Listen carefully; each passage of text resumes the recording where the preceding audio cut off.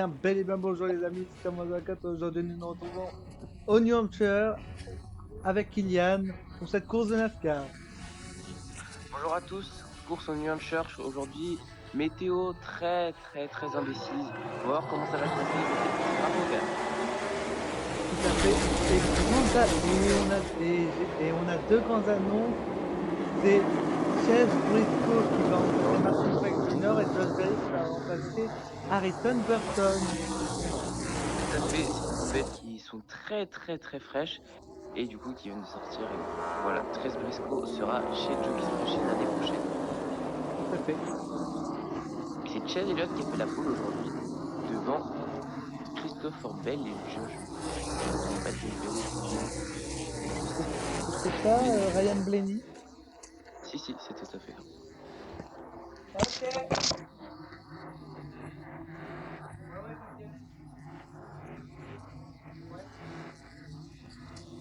Attention, bataille pour la troisième position entre Logano, Chastain et Blenny et Josh Berry qui menant la bataille à 4.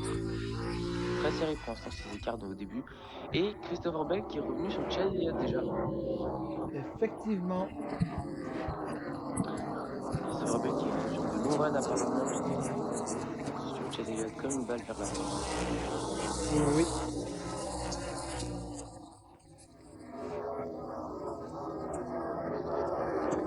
Jeudi, on sera à Chicago pour la course en ville. Tout à fait. Et d'ailleurs, maintenant, il y a quelque chose qui va être très important à prendre en compte. C'est les points de victoire de segment et les points, les résultats à la fin. Parce qu'il y a beaucoup de pilotes qui vont devoir gagner pour passer en playoff, parce qu'il y a de plus en plus de nouveaux pilotes vainqueurs qui savent faire attention, comme Kyle Busch, qui risque à 80% à mon avis de devoir gagner pour aller en playoff. Oui, mais il faut aussi dire que Logano et Alex Bowman et Bubba Wallace, des gens comme ça, n'ont pas encore gagné cette saison. Ils ne sont pas encore sûrs d'être en playoff. Tout à fait, effectivement. Donc ça aussi, il faudra y faire attention. Mais Kyle Busch, lui, en ce moment, il fait pas de très bonnes courses en plus. Donc il va falloir vraiment qu'il se réveille s'il veut aller en playoff. Regardez, aujourd'hui, pour l'instant, il est 33e. Il a un tour, donc compliqué. Et Christopher Bell qui va remporter ce premier segment. Là, devant Logano, Chase Elliott et Ryan Blaney, Josh Ça se Berry. bat entre Ty Gibbs, Alex Bowman et Tyler Reddick, 3 Toyota et Chevrolet. 3-2 front, c'est Ty Tyler Gibbs, Reddick qui va c'est prendre. Ty Gibbs qui n'est pas dans les points sur ce premier segment. Tout à fait. Alors, Il y en a bien. alors pourquoi Caïbous doit gagner une course obligatoirement? Parce qu'en fait, il y a deux pilotes qui ne sont pas dans les points mais qui ont gagné une course comme ils sont en Tout à fait. du nom de Austin Cindric et de Daniel Suarez. oui, ça me fait un peu penser au playoff de 2022 pour l'instant. Oui, c'est totalement ce que j'allais dire. C'est vrai qu'en 2022, vraiment, c'était très serré. Et on se rappelle, toutes les places étaient prises, sauf une, et ça jouait entre Truex et Blaney. Et je me souviens que c'était Austin Dillon qui avait gagné le Daytona 400. Et du coup, Truex avait été éliminé parce que Blaney avait été passé au point. Donc ça va peut-être refaire la même cette année, puisqu'il il doit y avoir 10 places disponibles encore pour les playoffs. Donc voilà, mais pour l'instant, le seul qui serait assuré au point, c'est Truex et peut-être Gibbs au point. Et je crois que Rochastin est aussi qualifié au point, je ne suis pas sûr ça. Oui, c'est vrai. Rochastain est aussi bien. Et attention, Truex qui est bien remonté et qui va passer sur Bell. Et Todd Gilliland en tête. Ouais, attention, Daniel Emmerich, que je crois qui est parti en tête à queue. Bah, il a provoqué un drapeau jaune, donc normalement oui. Oui. Alors moi, la question que j'aimerais savoir, c'est est-ce qu'on va retrouver le périph' jeudi à Chicago? Le bouchon incroyable l'année dernière.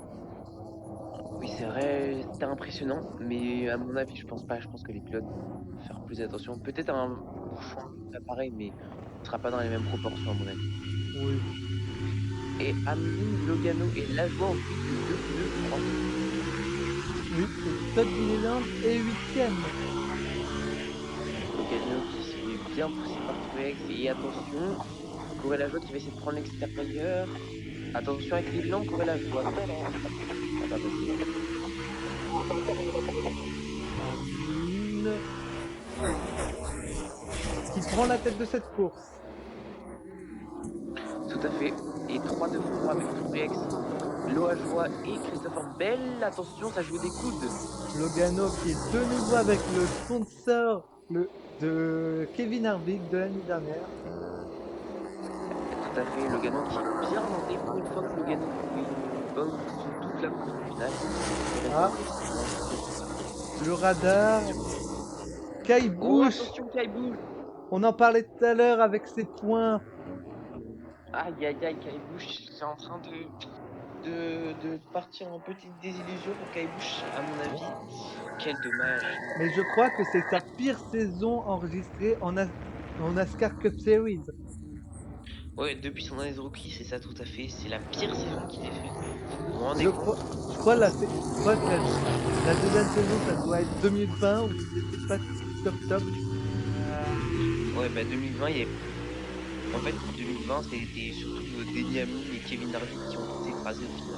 Bah, il y avait aussi Logano, Chase Elliott aussi. Ouais, Chase Elliott a gagné le titre, mais Chase Elliott, c'est plutôt en fin d'année qu'il s'est réveillé. Mais au début d'année, c'était vraiment Harvick et Hamlin qui faisaient une domination totale Oui, partout et tout le temps. oui. Et essayez de deviner qui a 3 victoires en Xfinity Series. Je dirais peut-être Guy Bush par hasard. Non, non, mais cette saison, je parlais. Oui, cette saison. Gibbs. Non, c'est Chen Van Gisbergen Ah, qui a 3 pas du tout. victoires. Denny Hamlin qui remporte cette course ce segment devant Truex. Et Michael McDowell est à devant. Où ça Et va être 3 de front avec. Ça fait 3 de front avec Guinan. où il n'y a pas une voiture. Ah, j'avais bien vu une voiture sortir. Ah, Chase Et Elliott Logano. avec Logano qui fait dommage. Sauf que, Logano qui fait une bonne course. sauf que Chase Elliott il est qualifié au playoff parce qu'il a une victoire mais pas Logano. Donc Logano, ça va être chaud. Pareil pour moi, Logano va être en obligation de gagner parce qu'il y a encore d'autres pilotes qui vont gagner la course. Notamment, je pense à Gibbs peut-être. Truex, il y a une possibilité de gagner aussi une course. Oui, mais J'espère Truex, c'est peut-être. pas sa première victoire cette saison. Enfin, pas sa première victoire dans sa carrière, alors que Ty Gibbs, oui. Oui, c'est vrai. Ou alors peut-être une grande surprise, Todd Gilliland. Mais ça, je suis peut-être un peu trop optimiste. Ah oui, Todd Gilliland, pour moi, ce sera pas tout de suite. C'est comme Berry, bah, en soi, pourquoi pas le voir gagner une course, mais je le vois vraiment pas gagner une course pour l'instant. Attention, pour la joie. En fait, à que Rapproche. Chen Van Gisbergen a gagné. Alors, on peut vous spoiler déjà les courses d'après pour la Xfinity. Il a gagné à Sonoma, à Portland où la NASCAR n'y va pas pour l'instant, et Ah, à est-ce qu'après... Chicago. Oui, tout à fait. 3 victoires du coup.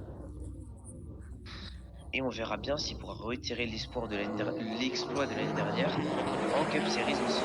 Oui, parce que pour la Cup, on ne bouge pas, il n'y a rien pour l'instant. Ouh, Michael McDowell, j'ai cru qu'il avait soubiré. Alors ça, il a une voiture très souvireuse, Mathieu McDowell. Hein. Donc Oui. ça part pour lui. Ouh, ça a touché le mur pour Tyler Reddick. Tout à fait, il a touché Taylor Reddick. Attention derrière. Ah, Après, voilà Larson. Là, on a dit que la pluie arrivait, tout le monde essaye d'aller devant, c'est le but là. Et Larson qui va essayer de passer. Ouh, Oh, il y a... Hamlin. Il sort d'où, Hamlin? Hamlin, il a des pneus frais, le Dyson d'Hamlin. On n'est pas Oh, en, ça joue des coudes encore on n'est pas en entre F1. Larson et Amine. Oh, Larson et Amine. Oh là là. Mais, Larson qui se fait bouger la tête par Amine. mais depuis 2020, ils se cherchent des noix les deux. Et Martin Truex dans le mur, le vainqueur de l'année dernière. Truex dans le mur, qui était l'un des favoris de cette course, qui avait une très bonne voiture apparemment. Mais oui, du coup, pour reparler de Hamlin et Larson, oui, depuis l'année dernière, ils se cherchent des mouises. Et à un moment, ça risque de vraiment. C'est déjà parti plusieurs fois en accident, Bah, mais à ça un fait, moment, ça risque de. officiellement, ça fait depuis 2020 qu'ils se cherchent des noix à la course de Fontana. Oui, c'est vrai. Hamlin a foutu dans le mur Ken Larson. Et c'est reparti toujours avec Tyler Reddick en tête. Et Christopher Bell qui n'avait toujours pas remonté alors que c'est lui, pour moi, qui est l'homme fort de cette course.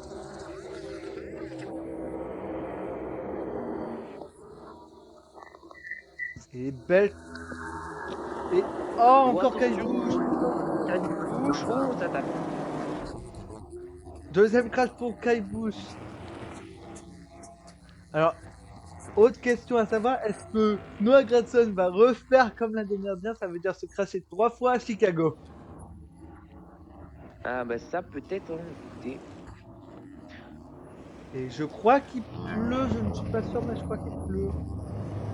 Tout à fait, il pleut sur le circuit, je crois. Mais comme c'est un circuit où on peut mettre des pneus pluie, ben ils vont. Kyle Busch qui vient de se crash en sous drapeau jaune. Oh non, c'est la blague. Quelle blague!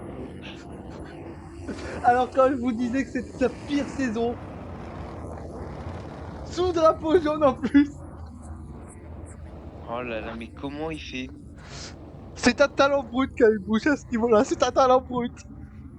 Oh là là, quel dommage pour lui, mais c'est fou quand même. On n'a jamais vu ça en NASCAR, en F1 peut-être, mais pas en NASCAR. Oui, F1, je me rappelle, je crois que c'était avec Mark Marquez qui avait chauffé ses pneus à Azerbaïdjan en 2018, je crois. Et en parlant d'F1, Lewis Hamilton qui est revenu sur la Victory Line. Et oui, tout à fait, moment de grande émotion en tant que fan de Lewis Hamilton, bien sûr. C'était vraiment incroyable et vraiment tellement Alors content de le que, retrouver. alors, alors que Charles Leclerc, qui n'a toujours pas regagné depuis Monaco 2024. Ah ouais, mais il y en avait qui avaient des petites théories sur ça, des petites théories un peu marrantes, comme quoi Charles Leclerc avait pu épuiser sa chance pour une saison avec la victoire à Monaco. A été maudit à Monaco. Et regardez Bell qui revenait sur les roues de Cal Larson. Ah, Bell qui a une très très bonne voiture, qui a la meilleure voiture, allez, que celle de Et, Truex, mais et Truex c'est plus. regardez, tous les pilotes vont chercher euh, Et l'humidité Chastain, pour le pneu pluie. Les pilotes qui eh vont oui, chercher.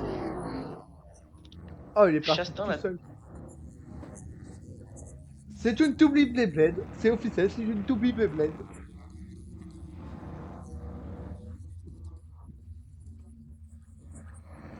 Oh, Martin Truex, s'il était arrivé à fond, il aurait tapé les Chastain.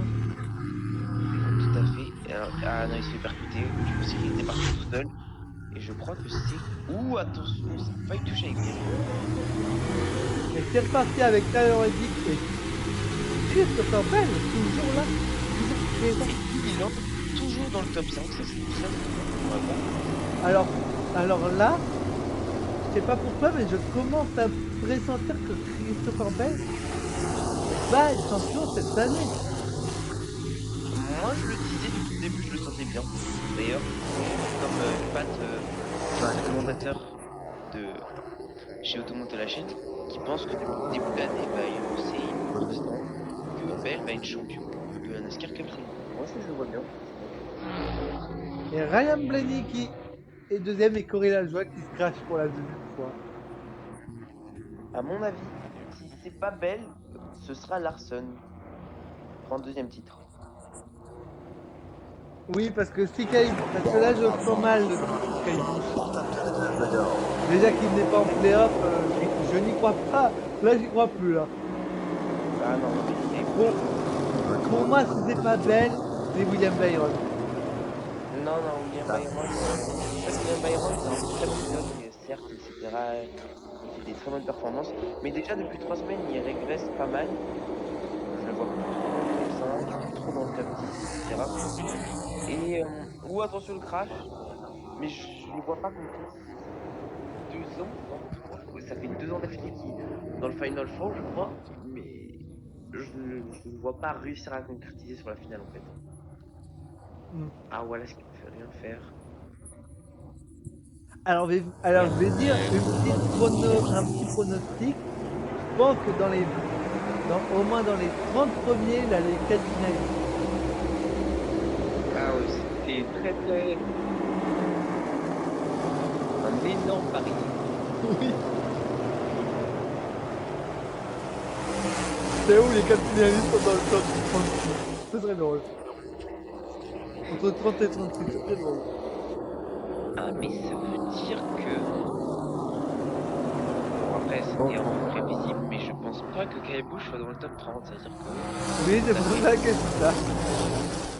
il va faire sa prévision, mais pas dans le top 4. C'est un peu prévisible, mais bon. Et oui, il Non, n'est pas dans le top 30. non, plus sérieusement, je pense que dans le top 10, il y aura au moins deux pilotes dans le Final Four. Bah, Larson est belle. Pour moi, le Final Four cette année, ce sera Larson, Bell, Truex et Reddick. Ah, moi, j'aurais remplacé Reddick soit par William Byron, soit par Denny Hamlin. Oui, mais je pense que Riddick, juste avant, Osvar qui est parti tout seul, Osvar qui avait une voiture très survéreuse depuis tout à l'heure, on le voyait qui faisait des écarts.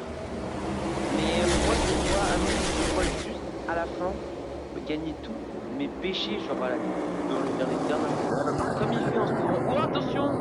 McDowell! Oh, attention! Et Ryan Blaney, le vainqueur du week-end dernier à l'Iowa, Ouais, devant sa famille. Heureusement que là, il n'était pas à l'Iowa parce que là, sa famille aurait râlé contre Je crois que ouais, c'était tout à fait. Je crois que c'était Michael McDowell à côté de Christopher Bell. J'étais en mode, mais pourquoi il est revenu là? Eh ben non, c'est Thierry qui était top 10 assez particulièrement aujourd'hui. Ça me rappelle un peu pendant une course en 2014. Je crois que c'était soit Kevin Harvick, oui, je crois que c'était Kevin Harvick qui était tombé dans panne d'essence à deux tours de l'arrivée. C'est très probable, oui. Et on a vu Keselowski qui est au milieu de la piste. Est-ce que le drapeau jaune va sortir? Je ne pense pas. Ils vont nous faire. Ah bah, Ah si, il est sorti. Parce que j'a- les j'a- leaders arrivent sur le podium. j'allais dire, j'espère qu'ils vont pas nous faire le même coup que Nashville il y a 2 ans. Ou que Pocono il y a un an. C'était l'année dernière où il y a eu un crash et ils n'avaient pas sorti de drapeau jaune. Ah oui, c'était Pocono, ouais, c'est ça, c'est totalement ça. Et où Hamlin s'est fait huer. Ouais, bah le public voulait un restart en fait, mais la deuxième n'a pas été, ça aurait été super. Et attention, drapeau vert et Burton dans le top 10. Il peut essayer de se montrer vu qu'il ne va plus être avec les Blue Brothers l'année prochaine. Et tout à fait.